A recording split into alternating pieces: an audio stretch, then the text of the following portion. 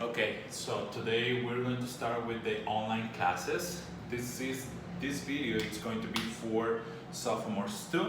And the first thing is that we're going to make a review of the present perfect continuous, right? We're going to see the affirmative, negative, yes no questions, and information questions, right?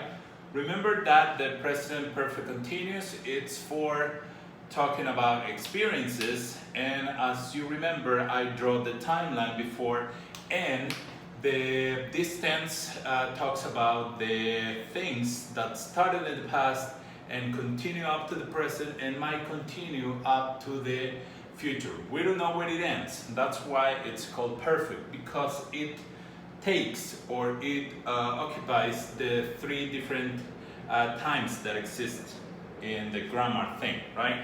Okay, so right now I hope that you can be able to see what I'm going to write. So this is going to be the review for the present perfect continuous. Present perfect, I'm sorry. Sorry for the shots, but I'm kind of tall and the tripod, it's like, I don't know, I'm having kind of problems there, right?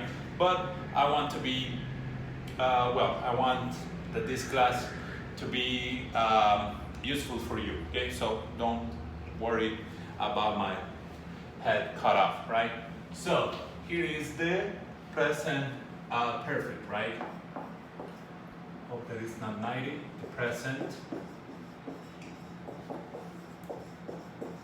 the present perfect, right? You know that for the present perfect, we need two important things, right? Well, all of the parts of a speech or parts of a sentence are very important, but the most important that we need for the present perfect are these: the auxiliary verb that can be have for I, you, we, you, they, and the auxiliary verb has, which is for the third person singular, which are he, she, and it, right? After that, after the auxiliary verb have or has, we need the other thing that is very important. And as I told you, and as I have been telling you in all the classes, verbs are very important. I have already given you the 6 forms of verbs, how they change, and now you're going to realize, well, you have already realized that each form is for being combined with different auxiliary verbs or other words in order to form or in order to use the tenses. Remember that we have 12 different tenses in English, which are the ones that help us to talk about future things, past things, things that are happening at the same time that you're speaking, routines, blah, blah, blah, right? Okay. The next thing that we need for the present perfect, it's the main verb in the, tell me, I know you're there. So what do I need? I need the main verb in the past participle. I need the verb in the past participle form. That's correct. Do you remember the table that I told you that in which we have the 6 forms of verbs? I know that you know that, right? I know that you remember. So the first form, it's the base form, which is the one that we start with, okay? That's like the most important one, right? So after the base form, we have the infinitive form. What is the infinitive form? It's the word to plus the base form. Then let's move to the third form, which is the S form. Yes, the S or ES at the end of the verb.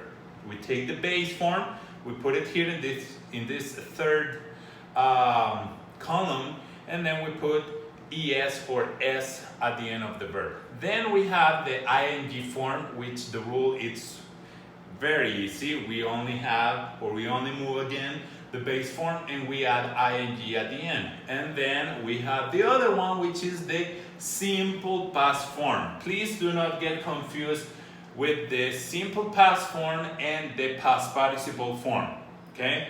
Because they have totally different meanings, right? And they have totally different usages in English. And as well as in Spanish, it has a complete different translation, right? The past participle form translation, it's very easy because it's only one, okay? Then after the simple past form, we have the last one, which is the past participle form. Yeah, that one. The one that is in the pages that I gave you for the irregular verbs. Yeah, that one, the one that has like 200 and 250 verbs. Multiplied by 3, because remember that it has the base form, it has the simple past form, and it has the past participle form. So in this case, we're going to start using the past participle form, right? So I remember that I told you that there are 3 crazy verbs that they like to do whatever they want, okay? So they are like my shirt says, they say Hakuna Matata to all the rules because they want to do their things. So, which are those verbs? Tell me. I know that you know that information already. So, yes, the first verb is the verb be, okay? Remember that this is like the crazy one, and as I have told you, this is like the most powerful verb that exists because it can be a verb, it can be a auxiliary, it doesn't need another auxiliary to be combined, blah blah blah. So that's why I call it a very powerful verb be. Then we have the verb have, which is also auxiliary. And then we have the verb do. Those are the 3 ones that they have like special rules, right? So tell me, what is the simple past form of this one? It has 2. I'm going to give you a hint. Yes, it has, or the simple past forms are was for third person singular and the first person singular too, and it has the form where. Then let's go to, let's finish with it, okay? This one, the past participle form of be, it's going to be been. It's easy, right? It's going to be easier if you study. Remember that during this time you have to study. You have my telephone number, you have my WhatsApp, you have my social media things, so you can contact me anytime to clarify any doubts that you have, right? After that, so let's go to the verb have. What is the simple past form of the verb have? Correct. The simple past form of the verb have, it's had. Then you will notice that sometimes the simple past form and the past participle form of the verbs are the same.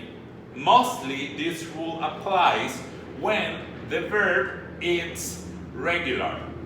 If the verb is regular, we're going to see later on after this, if the verb is regular, for example, work, let's put it like this, right? Work,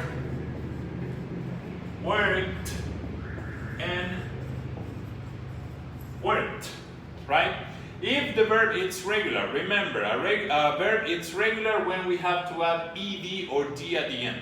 So, if the verb is regular, the simple past form and the past participle form, it's going to be the same. In this case, this is irregular. But irregulars, like the name it says, they are irregular, right? So, sometimes they can change here in the base form, they change in the simple past form, and they change in the past participle form, okay? Sometimes they are kind of crazy and they only change in the base form and the simple past form, and the past participle form are going to be the same. And sometimes they are even crazier that they don't want to change. They are going to remain the same in the base form and the simple past form, and they are going to be the same in the past participle form. Example of those verbs, you know that it's a short verb. Let's put. Put, you know the meaning of put, right? Right now you cannot see the the desk, but I'm going to use my hand, right? This is put. You just put it, right? Put, that's the base form. What's going to be the simple past form? Of course, it's going to be the same. Put, and what is going to be the past participle form? It's going to be put. Okay, so put. So it can change, it can change 2 times, it can change 3 times, or it cannot change at all, right? So it will depend on the verb. The ones that do not change at all most of the time are going to be, well, yeah, all the time are going to be the irregular verbs. You have the page. Right now I don't have it handy, but I know that you have the page. If you don't have it, request it. I have it on PDF and I'm going to send it. But actually I'm going to post it in the groups, right? So let's go with have. As I told you, it has 2 changes. It has the change from the base form to the simple past form, and then the simple past form, we're going to put it here and it's going to be the same. In the written form, it's going to be the same, but in the translation thing, it's not going to be translated the same. For example, in this one, in the simple past form, had can be translated as tuve, tuvo, tuviste, tuvieron, tuvo, tuvieron. That's it, right? Tuvimos. And in the past participle form of the verb have, it's going to be only one translation, which is going to be tenido. That's it.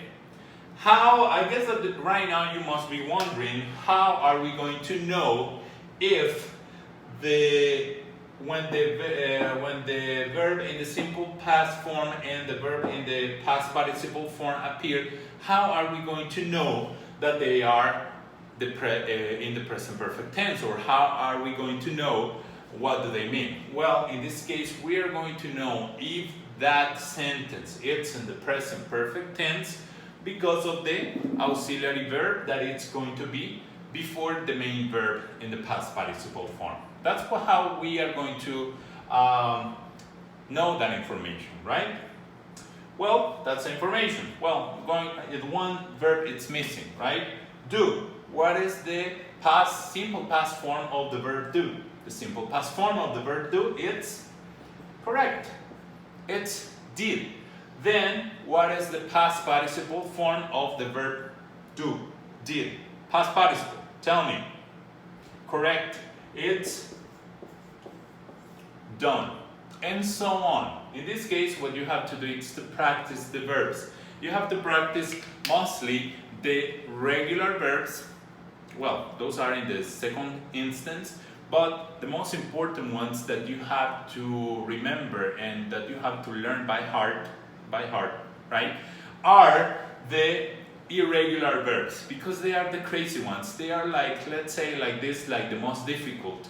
But let me tell you one thing, the regular verbs are the ones that you know the more or the most, right? You know more irregular verbs than regular verbs, right?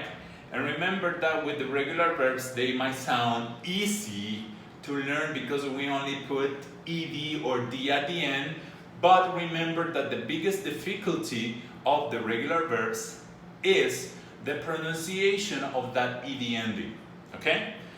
We know the rules, but you know, everything is a matter of practice. English or another language, French, Portuguese, Italian, other language, even Spanish, it's a matter of practice for you to be more proficient and more professional and more, I don't know what to tell you about this, and more, well, the knowledge or how to use the language, it depends on that, on how much you practice this, right? So, right now I'm going to, well, in the next video, I'm going to explain you the 4 different types of sentences that exist in the present perfect tense, right? So this is it for this class. It's going to be 15 minutes finally, okay? I hope that you have enjoyed it, and if you have any questions regarding this class, just let me know, okay? You have my contact information, so send me your requests or your questions there. Bye.